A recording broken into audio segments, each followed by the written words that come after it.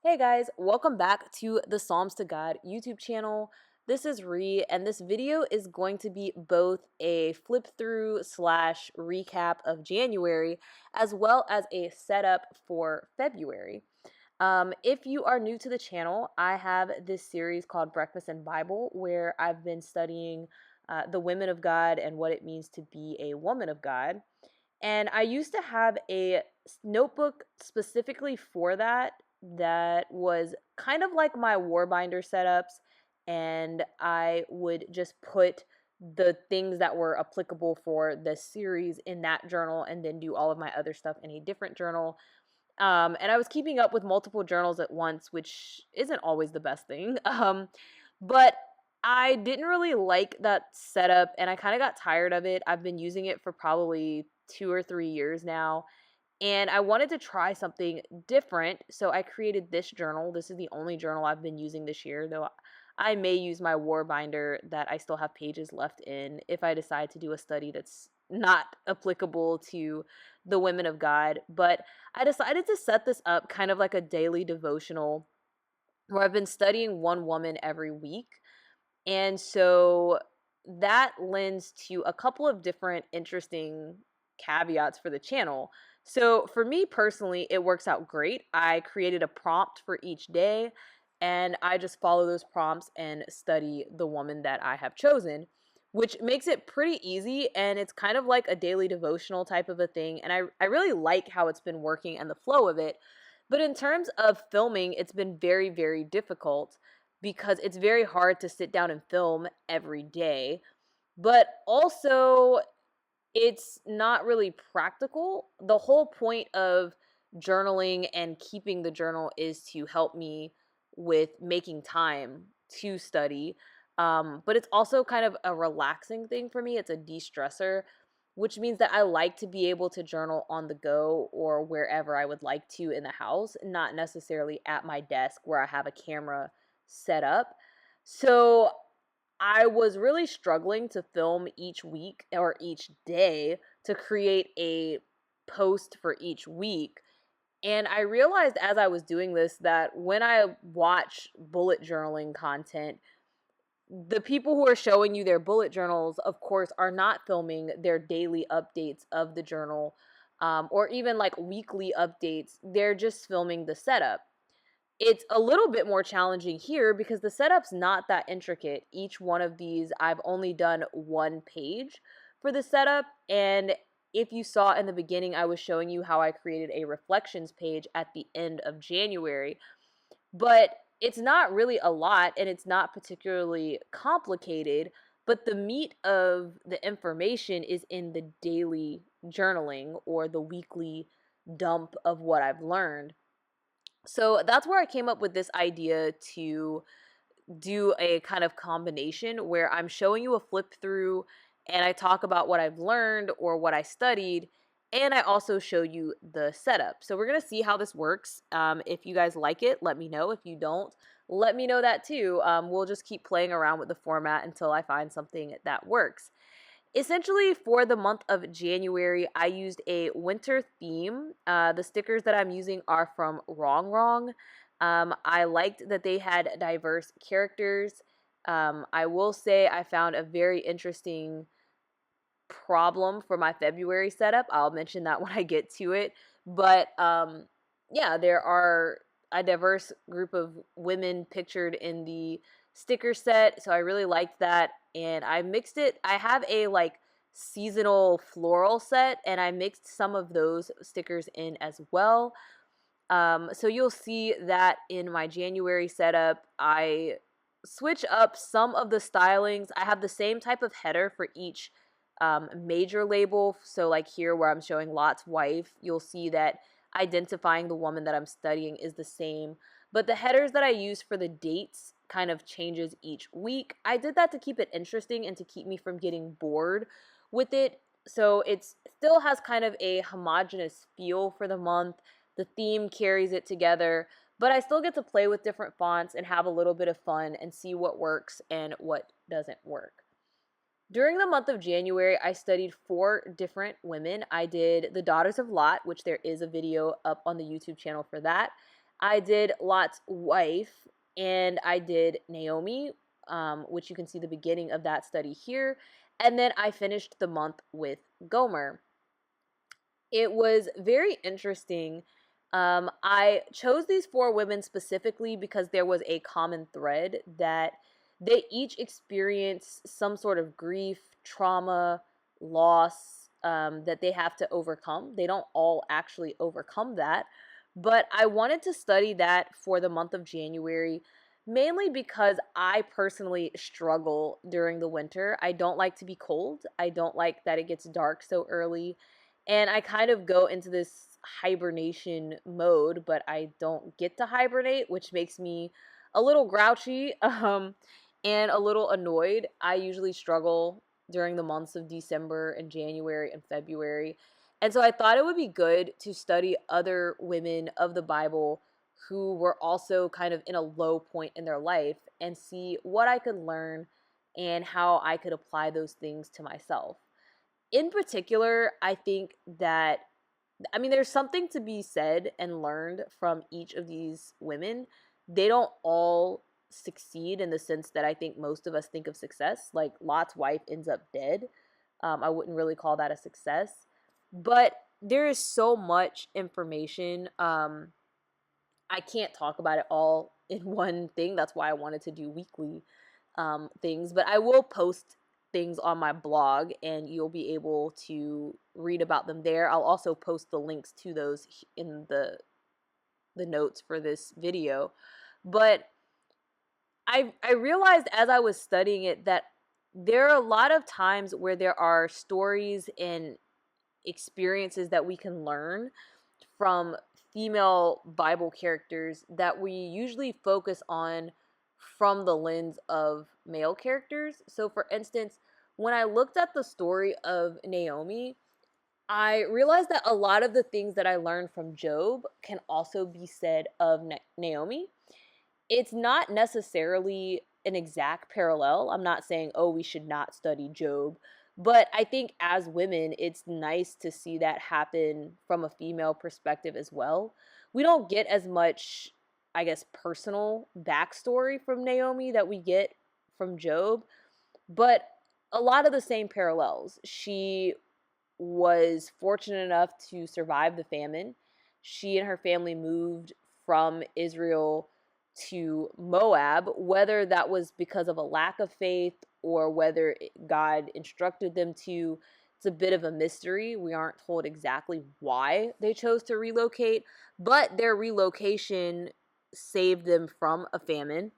And while they were in Moab, her husband dies and both of her kids die. So she goes from being okay and probably somewhat content to losing essentially everything she has. In this, Ruth sticks with her, even though she's telling Ruth not to. And then she goes back to Israel. Ruth ends up with Boaz, who, when he redeems her, essentially is going to redeem Naomi too, right? So if Ruth is no longer destitute, Naomi is no longer destitute. So essentially things are restored to her in the same kind of arc that we see with Job. The difference is that I feel like there are a lot of different aspects that we can pull out, such as the behavior that many of us experience when we are having either some sort of mental health crisis or depression, things like that, is that we typically push people away. That's most people's reaction, whether you're male or female. Um, we see both with Job and with Naomi that there is at least one person that just stays with them in the trenches, that is trying to help them get through it and is like their rock through the grief. And we also see that there's kind of a stubbornness in the person. So Job has his issues with pride. Naomi is like, I'm going to change my name to Mara because I'm bitter.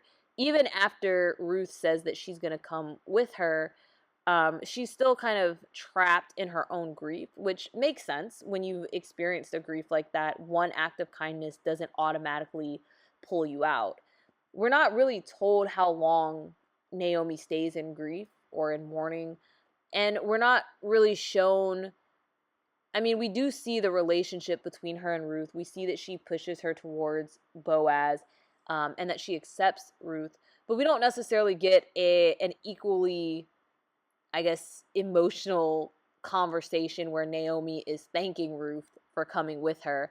But I would imagine at some point Naomi realized what a blessing it was to have a daughter-in-law that would come with her.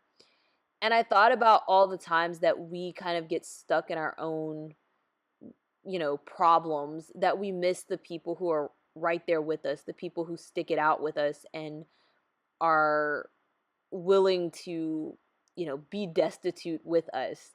And I thought that was really nice to see, and to see with two women holding each other up the same way we get it with Job. Because again, it's about balance, right? A lot of the issues that are discussed in the Bible affect men and women equally, and we often separate it into things like me doing this series about what it means to be a woman of God. But really, there are a lot more similarities between being a woman of God and being a man of God than there are differences, if I'm being honest. And that was a great reminder. The story of Gomer is also, again, it is very much a parallel. It's actually very similar to the story of Ruth, it's similar to the story of Esther. The overarching principle is about redemption and about God redeeming the church. For those who don't remember Gomer or who are not familiar with the story of Gomer, she is the wife of Hosea. Hosea is instructed to marry an unfaithful woman. And the whole reason God tells him to do this is because he wants him to see what it's like to have, your heart stomped on, basically, to see that someone, you love is not going to be faithful to you. That's how we are to God now. That's how they were to God then. And we don't really get really a lot of information on Gomer. It's not like, there are pages and pages, not like there was a whole book written on Gomer. All we know is that she was unfaithful, that she had 3 children, and that at some point she gets herself into some kind of trouble that Hosea redeems her from and pays the debt that's against her. That's all we know. But it actually tells us a great deal. So, one of the things that I love about the story of Gomer is that she is definitely not the Proverbs 31 woman. A lot of us put pressure on ourselves to be perfect or to embody all of the ideals, and it's very difficult. It's really hard, and we often forget that the woman described in Proverbs 31 is not just a regular woman. She is meant to be a queen. This is advice that a queen is giving her son about picking a wife. So we're talking about royalty. We're not talking about peasants or the working class or anything like that. With that being said, um, in general, it's just hard to do all of the things. And I think a lot of times we compare ourselves to the Proverbs 31 woman or to the women we see on TV or on Instagram or whatever. And it's easy to focus on the things that we lack and then feel like that's why we don't have whatever it is that we want, or that we don't deserve certain things because we are lacking in this area or that area. And if you ever get the misfortune of, falling into some of the less positive content about dating or about, women, or even about men, you'll start to see a lot of unhealthy discussion that points the finger at women and saying that women may not be deserving, or even men, that because you have this flaw or that flaw that you don't deserve love. And I think a lot of times we internalize those ideas, but the story of Gomer tells us the opposite. And it's so powerful because God tells us that it's supposed to represent his love for us and for his people. So it's really profound because we're seeing Gomer and she's failing. She's an adulterer. And yet Hosea still loves her enough to redeem her. And that's the same love that God has for us. And when you stop and think about that and think about how we behave in our everyday life, it definitely makes me want to stop and remember my own value. And when I stop and remember my own value, I believe that also helps me to make better decisions about my life and to do things better and to not allow myself into situations that I shouldn't be in. Um, and, basically just to respect myself, but also to respect others. And so it was a great theme. I guess it was a great learning experience and a great time diving into it. I really enjoyed it and the way I set it up. So much so that I set up February the exact same way. I used a different artistic style. I used a different theme. But the overall layout is exactly the same because it worked and I really enjoyed doing the daily prompts and just studying through the women, taking it one day at a time. So I'm going to be doing the same thing in February. For February, I chose the color black as the theme. As I mentioned, I got this sticker set from Wrong Wrong, and the first sticker set I bought from them is the Rainbow Girls, and it has, a bunch of different women. The outfits are color coded and the stickers are color coded. So there's like a set that's based on yellow, a set that's based on red, green, etc., etc. And each color has maybe like 3 pages where there's a combination of like clothing stickers or accessories or like maybe like flowers. And then there are women who are wearing the color that's specified. And I really liked that like I said, it was a diverse set of women. Some are different sizes, there are different races. I think there's even a couple that are older women, so it's not always like a woman who's like 20 years old. And I thought that would be great because that's really what the kingdom of God is supposed to look like. And I didn't want to just have all white women in my journal, especially as a black woman. That's always annoying. But I also didn't want to go completely the other direction and just have all black women in the journal, even though the journal belongs to a black woman. I wanted to keep it diverse. Now, as I mentioned earlier in the video, I did find a small problem with that. As you can see, I did my February theme to be kind of this black and brown thing. The theme is really black. There are no brown stickers in that color set, but I needed a color to accent because I just couldn't just have it completely just black and white for the entire month. I did not think that would work for me. So I did this and I created this entire page, and you'll see me add in some stickers of different objects and like a coat and things like that. And then when I got ready to set up the next page, I went looking for stickers to place like a woman on the next page, and I realized that there are no women of color for the black set of stickers. All of the other stickers have a mixture of women, some who are black, some who are white, and then some who are, I guess, a little more racially ambiguous. Like they could be Indian, they could be Hispanic, they could be Native American. It's a little more difficult to tell exactly what they're supposed to be. I can't remember if they actually have an Asian person. I'd have to look back at every sticker to see, but that's beside the point. All of the stickers for the pages that have black theme and are wearing black clothes are white women. And I had already done the theme and done this page, and it's not so much that I would not use the color black at all in the journal, because I do in fact have exactly the right amount of stickers for the entire month. So like I have to use every color. But but it's super awkward because February is Black History Month, and I've now chosen a color theme in which I have no stickers to choose from that are black women. All of the stickers are white women. So I was a little annoyed by that, and I'm not sure how I'm going to rectify that. I do have another set of stickers that is not by Wrong Wrong that I may interchange in here. I don't know how well they'll match, so that's something that I'm going to be investigating this week.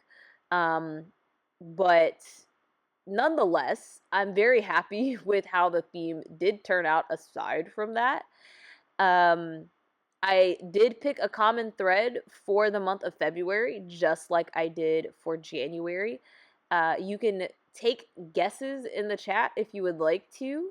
But for the month of February, I will be studying Zipporah, who was Moses' wife, the Pharaoh's daughter, Pua and Shiphrah, and the woman who is speaking in Song of Solomon or Song of Songs, depending on how you like to call that book.